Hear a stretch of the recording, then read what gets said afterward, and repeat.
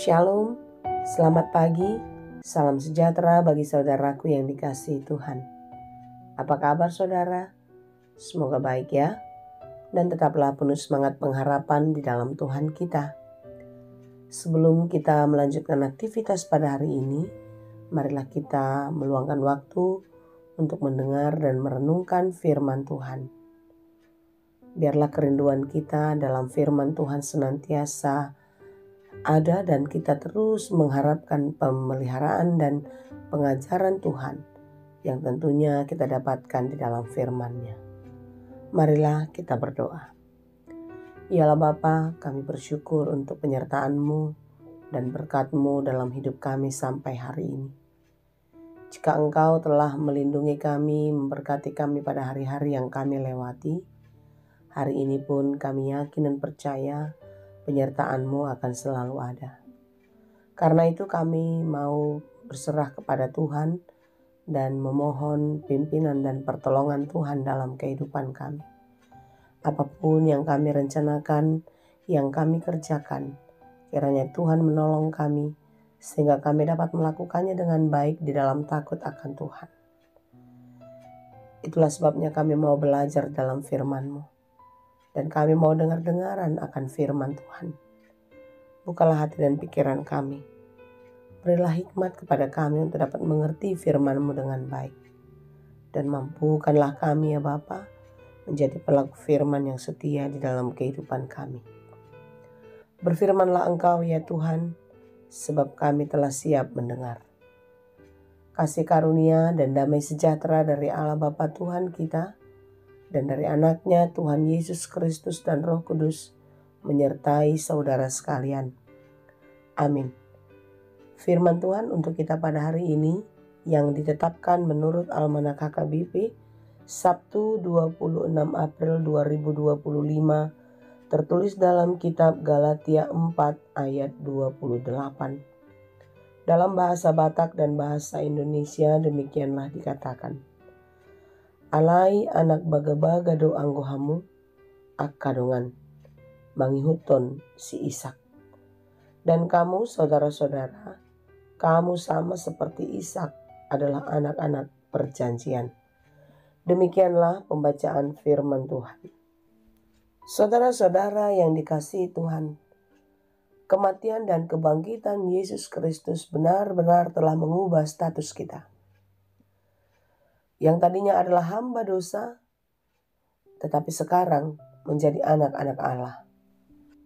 Seorang anak tentu akan bersama-sama dengan bapaknya.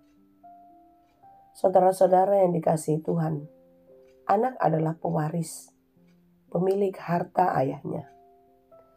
Dialah yang akan memiliki apa yang dimiliki oleh ayahnya karena dialah pewaris yang ditunjuk. Dialah pewaris yang ditentukan. Kita adalah pewaris kerajaan Allah yang telah ditentukan di dalam kematian dan kebangkitan Yesus Kristus. Saudara-saudara yang dikasihi Tuhan, Ia diutus untuk menebus kita, untuk memenangkan dan memerdekakan kita, supaya kita diterima menjadi anak-Nya. Anak akan taat kepada orang tuanya. Anak akan mendengarkan nasihat-nasihat orang tuanya. Seorang anak jika melanggar peraturan rumah, melanggar aturan ayahnya, tentu ia akan mendapatkan hukuman. Dia akan ditegur, dia akan diingatkan, dan lain sebagainya. Saudara yang dikasihi Tuhan, dulu kita memang belum mengenal Allah atau kita jauh dari Allah karena dosa. Namun sekarang, setelah kita ditebus, maka status kita berubah. Kita menjadi orang yang mengenal Allah, orang yang lebih dekat dengan Allah, dan tentu semakin mencintai Allah. Orang yang mencintai, dia rela melakukan apa saja kepada yang mereka cintai, bukan? Oleh sebab itu, saudara-saudara, ketika kita mencintai Tuhan, maka kita harus rela melakukan apapun untuk menyenangkan hati Tuhan. Karena apa? Karena Yesus telah melakukannya untuk kita. Dia rela memberikan nyawanya, mati di kayu salib untuk keselamatan kita. Oleh sebab itu saudara-saudara yang dikasihi Tuhan, kehidupan kita harus lebih baik dari sebelumnya. Kita tidak boleh lagi hidup di dalam kegelapan, hidup menurut kedagingan, hidup menurut roh-roh dunia. Melainkan kita harus benar-benar hidup di dalam Tuhan. Itulah sebabnya renungan kita pada hari ini mau menjelaskan secara jelas status kita. Jika kita adalah anak-anak perjanjian, anak-anak yang telah ditebus, anak-anak yang telah dimenangkan di dalam kematian dan kebangkitan Yesus Kristus. Jika kita adalah anak-anak perjanjian, maka kita adalah anak-anak pewaris dalam kerajaan sorga. Dan setiap kita yang menjadi pewaris dalam kerajaan sorga harus hidup kudus menurut sorga. Saudaraku, tentu ini tidaklah mudah. Ini adalah perjuangan iman dan juga perjuangan kehidupan. Begitu banyak tantangan, godaan dan pencobaan yang datang dalam kehidupan kita untuk mengubah hati kita, untuk melemahkan iman kita. Oleh sebab itu saudara-saudara, kuat dan teguhlah. Engkau telah ditebus, engkau telah dimerdekakan. Jangan lagi hidup di dalam dosa. Jangan lagi hidup menuruti keinginan-keinginan dunia. Tetapi teguhlah di dalam iman. Bertahanlah di dalam kesesakan, di dalam pengharapan di dalam Tuhan. Yakin dan percayalah saudara, seberat apapun pencobaan, sesulit apapun masalah dalam kehidupan, tak ada satu itu yang dapat mengalahkan. Tak ada satu itu yang menyurutkan langkah di dalam kehidupan. Jika kita hidup bersama dengan Tuhan. Jika kita terus teguh di dalam pengharapan. Firman Tuhan hari ini menegaskan kepada kita, jika kita adalah anak-anak perjanjian, anak-anak yang telah dimenangkan, yang telah dipilih Tuhan sejak semula. Ingatkah kita apa yang tertulis dalam Yohanes 15:16? Bukan kamu yang memilih aku, tetapi akulah yang memilih kamu. Itu kata Yesus. Oleh sebab itu saudara-saudara yang dikasihi Tuhan, marilah kita terus berjalan di dalam iman, di dalam pengharapan di dalam Tuhan. Jangan pernah goyah, tetapi tetaplah kuat dan teguh di dalam iman pengharapan di dalamnya. Jika hari ini kita belum mendapatkan apa yang kita harapkan, never give up. Jangan pernah menyerah. Tetaplah penuh semangat. Jika kita jatuh, bangkitlah. Never give up. Jangan menyerah. Berdiri, berjalan, dan teruslah menatap masa depan. Tuhan selalu ada.